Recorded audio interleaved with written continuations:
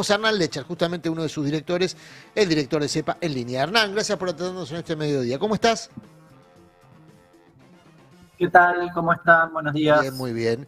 Bueno, leíamos recién algunos aumentos de estas horas, carne, pollo, carne vacuna. Ustedes vienen de elaborar el índice que mes a mes, por ejemplo, observa la evolución de los precios en frutas y verduras, donde ayer destacábamos también un aumento en algunos productos eh, muy, muy inquietantes. ¿Qué es lo que estás viendo con la evolución de los precios? ¿Está impactando el dólar?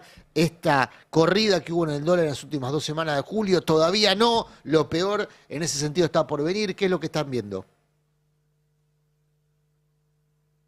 Mira, si vos tomás el tipo de cambio, el promedio del tipo de cambio en el mes de julio aumentó respecto del promedio del mes de junio, del mes anterior, 7%. Pero si lo tomo punta a punta, el incremento es del 13%, y eso se explica porque la mayor parte del salto del tipo de cambio se produjo hacia el final del mes.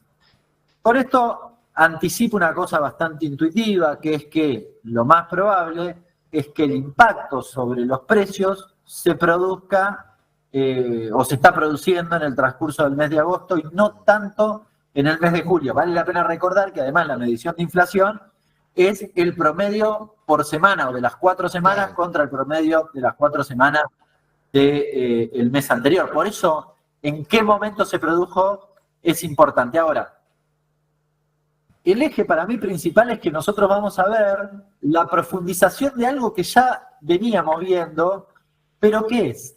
La dinámica, o dos dinámicas. Una de aquellos precios en los que el gobierno puede intervenir y aquellos en los que no.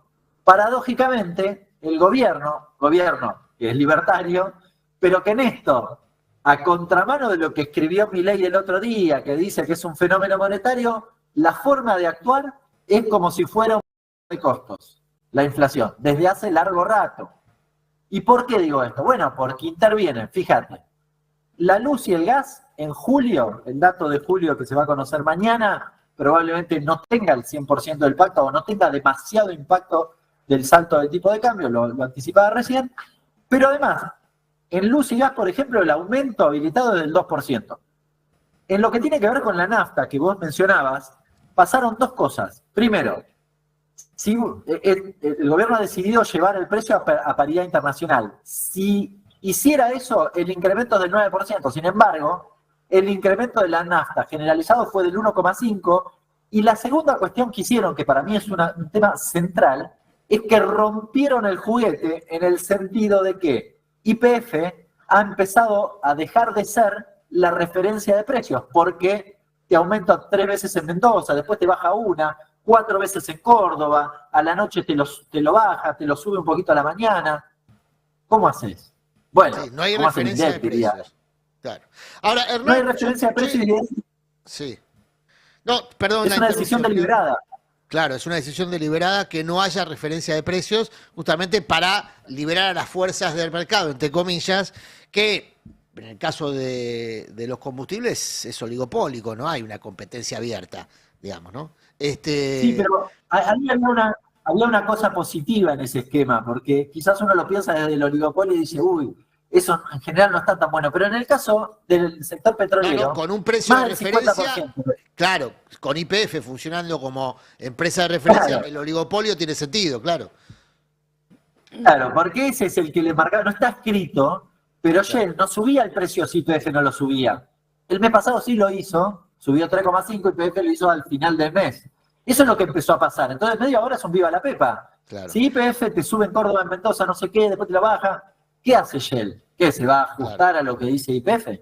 claro. ¿No? Y vos Ahora, vas a andar buscando ahí por estación de servicio a ver cuánto vale.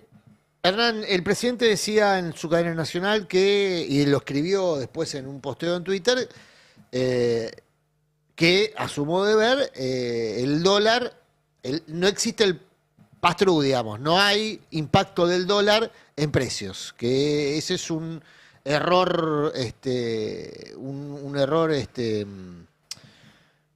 académico o conceptual.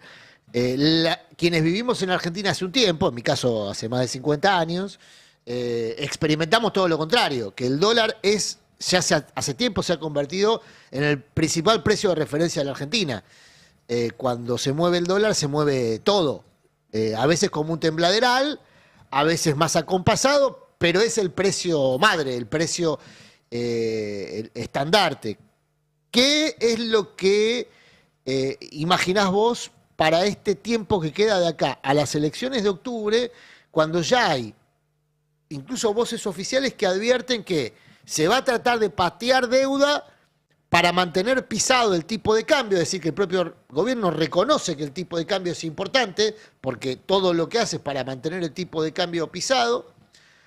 ¿Y qué es lo que puede pasar después de octubre? ¿Qué es lo que empieza a preocupar? Por un lado a los mercados y por otro a quienes tenemos dificultades para pagar la cuenta del supermercado, digamos. Porque, bueno, Sí. octubre empieza a mostrarse como un límite vertical para el programa de gobierno. Uy, qué largo, varias cosas. Primero me sonrío, porque la verdad que cuando uno escuchaba estos días esa sentencia de que el dólar no tiene nada que ver con los precios, resulta un poco insólito. Permitime cerrar lo anterior, que lo dejé medio a mitad de camino. Vos tenés dos dinámicas, te decía, la del gobierno tirando para abajo algunas cosas, medicamentos agregales, prepagas, telecomunicaciones y sobre todo salarios. El acuerdo del gremio más numeroso, comercio, paritario, de acá a diciembre, es del 6%, no mensual. 6% total, no llega al 1% mensual. Bueno, ahí tenés las anclas, ¿no? Ahora, en paralelo, y ahora sí, retomando un poco tu pregunta, hay una segunda dinámica, que es los precios, bueno, en los que el gobierno no puede intervenir. ¿Y qué está pasando en esos precios? Bueno, primero, vos arrancaste hablando del precio de la carne. La carne en el segmento mayorista, el novillo y el novillito, aumentó en julio entre 9 y 10% promedio. Así que lo que estás viendo es el pase a precio a la carnicería de parte de esos valores, con un carnicero que vende cada vez menos. Con lo cual tiene un problema de, ¿lo lleva a la góndola, no lo lleva a la góndola? ¿Cómo hago? Me como mi rentabilidad, pero ya tengo poca rentabilidad, ¿qué hago? Bueno, pregúntenle a los kiosqueros, ¿no? Digo que cerraron 16.000 kioscos por este efecto. Frutas y verduras, que en el mes de julio no ayudó al gobierno, venía de 2 meses a la baja. En agosto parece haberse moderado, pero en julio tuvo incrementos. Y dos cosas que para mí son centrales y se han hablado bastante poco, que son el maíz y el trigo, que tienen no solo el efecto precio por el tipo de cambio, sino la baja de retenciones. El incremento de los dos estuvo en el orden del 12 al 14%. Por eso supera incluso el promedio del tipo de cambio, que si lo toma ahora, a agosto, desde el principio de septiembre, está en el orden del 10% el salto del tipo de cambio. Por eso, digamos, en lo que tiene que ver con pan, fideos, harina, galletitas, pollo, que mencionabas también, bueno, estás viendo, vas a ver el efecto de esa doble política que tuvo el gobierno en el transcurso del mes de julio. Insisto, no lo vas a ver tanto en el indicador de julio, algo sí, pero lo vas a ver también y sobre todo en el mes de agosto. Quizás la carne sí, algo en julio.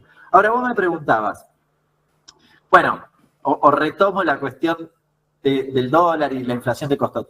En el 79, Frenkel, un economista de extracción más bien radical, después fue viceministro creo de Economía en la década de los 80 con Alfonsín y demás, pero escribe un paper bastante interesante donde hace una explicación de que en la Argentina él separa precios fijos de variables, fijos no porque estén fijos, sino porque se forman desde el lado de los costos, y Frenkel dice, mide, que los precios que mide el INDEC, el 80% son fijos o se forman por el lado de los costos, del costo más una rentabilidad. Y entonces plantea esta dificultad, dice, en el corto plazo, vos puede caerse la demanda y sin embargo aumentar los precios, que es lo que estamos viendo, lo que vimos en marzo-abril y en parte lo que estamos viendo en la actualidad. Yo creo que, como el gobierno es consciente de esto, ha tomado la decisión en esa especie de trade-off que estamos viviendo hoy en el mundo monetario cambiario. Como les preocupa que se les escape el tipo de cambio y hacen un montón de cosas en términos monetarios, sobre todo subir la tasa, el efecto es, me va a pegar sobre actividad y me está postergando probablemente el efecto sobre precio hacia después de las elecciones. De hecho, el acuerdo con el Fondo Monetario Internacional incluye un compromiso de desregulación de un montón de mercados, entre ellos, por ejemplo, el energético, para diciembre de este año.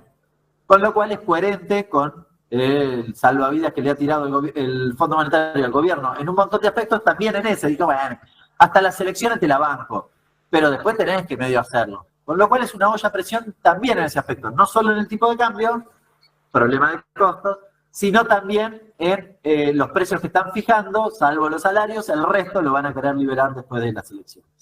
Hernán, como siempre, muy claro, muy concreto. Gracias, te agradecemos mucho esta comunicación, muy amable. Un abrazo grande. Abrazo Hernán grande para Lecher, ustedes. director de CEPA. Siempre recomendable seguir las cuentas de CEPA porque